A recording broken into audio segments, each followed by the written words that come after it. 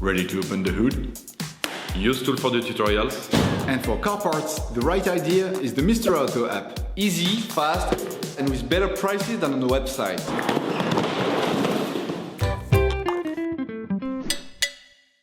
You will find the bulk tie rod ends used in the video exclusively on the Mr. Auto website and through the link in the description.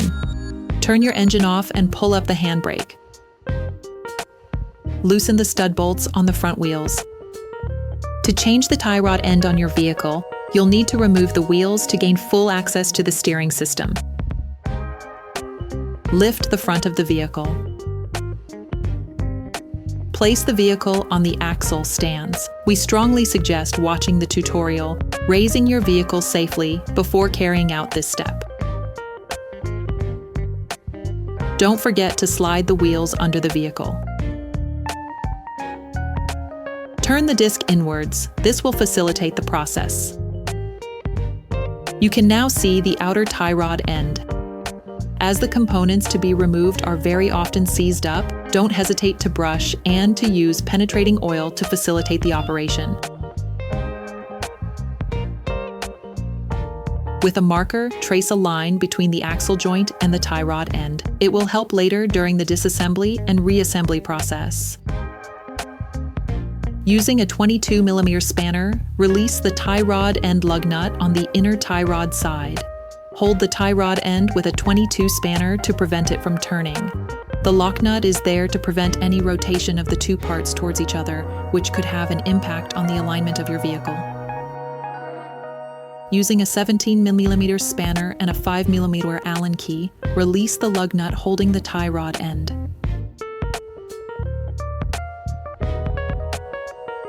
If you do not have a ball joint puller, take a hammer and hit the lug nut hard just at the end of the threading. The ball joint should move away from the pivot. Only tap on the tie rod end pivot if you are changing the tie rod end. Otherwise, you risk damaging the threading.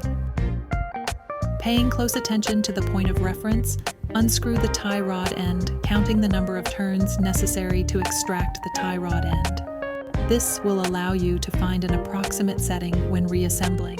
For greater accuracy, use the mark drawn with a marker to return the lock nut to its initial position. Next, measure the distance between the lock nut and the end of the tie rod ball joint using a caliper. In any case, an alignment check will have to be carried out by a professional after performing this operation. Remove the lock nut from the axle joint. Okay, guys, if we can share this video with you and help you save a lot of money, is also thanks to our partner, Mr. Auto. So, if you want to support us and buy the part for this operation, visit their website.